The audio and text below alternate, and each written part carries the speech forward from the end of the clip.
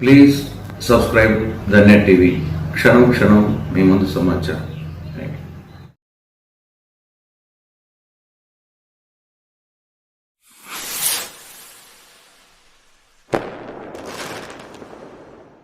రాష్ట్ర అధ్యక్షులు సువర్ణరాజు గారి ఆధ్వర్యంలో చలో ఢిల్లీ మాదిగల మహాధర్నా జంతర్ మంతర్ వద్ద ఈ నెల ఆగస్టు తేదీ 9వ తేదీ జరుగు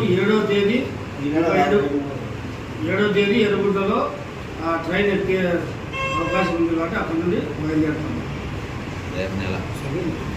మాదిగల చలో మాదిగ దండోరా ఢిల్లీ కార్యక్రమానికి విజయవంతం చేయాలని ఆగస్టు 9వ తేదీన మాదిగల మహాధర్నా కార్యక్రమం ఢిల్లీ జంతర్ మంతర్ వద్ద జరుగుతుంది.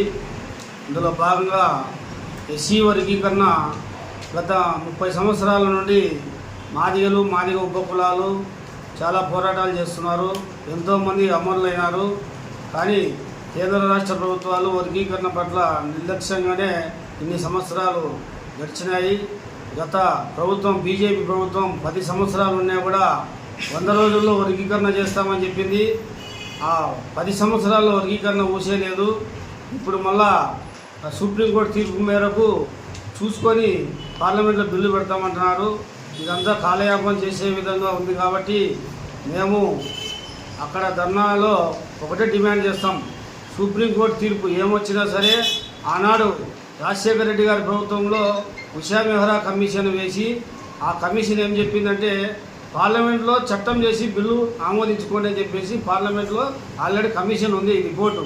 ఆ రిపోర్ట్ ఆధారంగానే చట్టం చేయాలని చెప్పేసి మేము డిమాండ్ చేస్తున్నాం. సుప్రీంకోర్టు మీద నిందలు వేసి ఆ తీర్పు రావాలా దానికోసం ఎదురు చూస్తున్నామని చెప్పేసి ఇది కాలయాపన కోసమే అని చెప్పేసి మేము తెలియజేస్తున్నాం. అదేవిధంగా ఈ రాష్ట్ర ప్రభుత్వం ఇక్కడ ఆంధ్రప్రదేశ్లోని రాష్ట్ర ప్రభుత్వం కూడా సుప్రీంకోర్టులో ఒక లాయర్ను నియమించాలి. అన్ని రాష్ట్రాలు లాయర్లను నిర్మించినారు ఎస్సీ వర్గీకరణ పట్ల వాదించడానికి. ఆంధ్రప్రదేశ్ నుండి కూడా ఒక లాయర్ను నిర్మించాలని చెప్పేసి కోరుకుంటున్నాం.